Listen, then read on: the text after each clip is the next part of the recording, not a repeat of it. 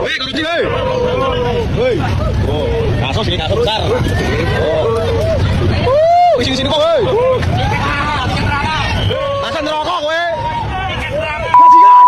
Ya, inilah akibatnya jika lembaga keagamaan hanya dijadikan lahan atau ladang untuk cari cuan. What? Fakta membuktikan ada 3 menteri yang terjerat kasus korupsi terkait apa yang mereka lakukan di kementerian ini. Jadi lembaga keagamaan yang harusnya memberikan nilai moral yang sangat-sangat baik kepada masyarakat, karena agama adalah bagian daripada nilai tertinggi yang dianut di negeri ini ya. Di Pancasila pun kita memiliki sila pertama, yaitu ketuhanan yang Maha Esa. Jadi lembaga keagamaan atau kementerian keagamaan ini diharapkan mampu menjadi kompas moral yang membina masyarakat dan rakyat dan memberikan contoh yang terbaik. Ya, harusnya seperti itu.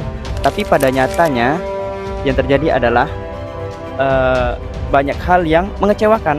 Nah, ini kenapa? Karena masalahnya itu dari mana? Apakah masalahnya ada di oknum? Ternyata tidak. Masalahnya itu ada di sistem yang berjalan saat ini, yaitu sistem sekulerisme.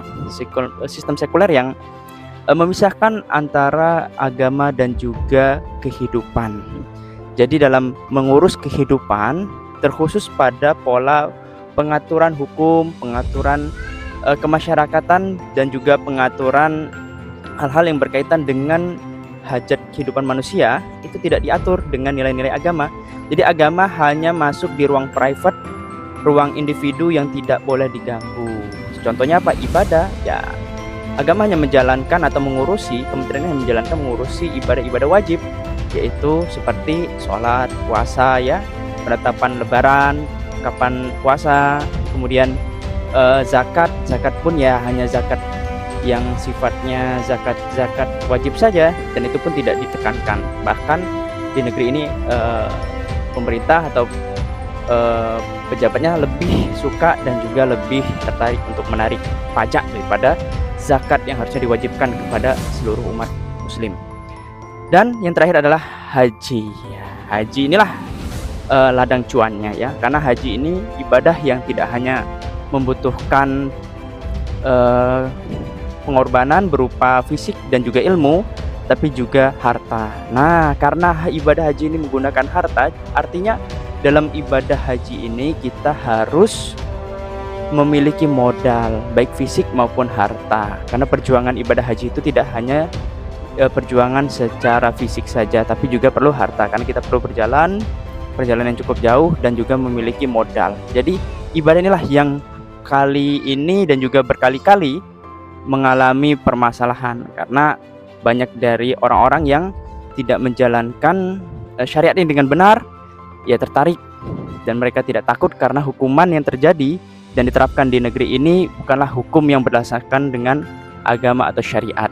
Jadi mereka tidak akan kapok, dan aktor-aktor baru yang menggantikan pejabat-pejabat yang dulunya sudah tertangkap juga tidak akan kapok dan tidak akan takut, karena ya lagi-lagi cuannya ada dan balik modalnya juga setara mungkin ya.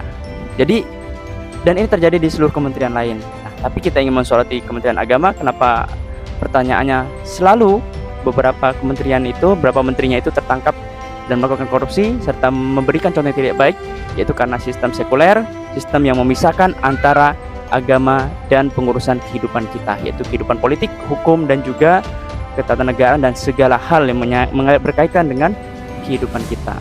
Jadi jangan sampai kita lupa, jangan sampai kita tertipu bahwa kerusakan ini bukan kerusakan pada oknum, tapi kerusakan pada sistemnya, yaitu sistem sekulerisme.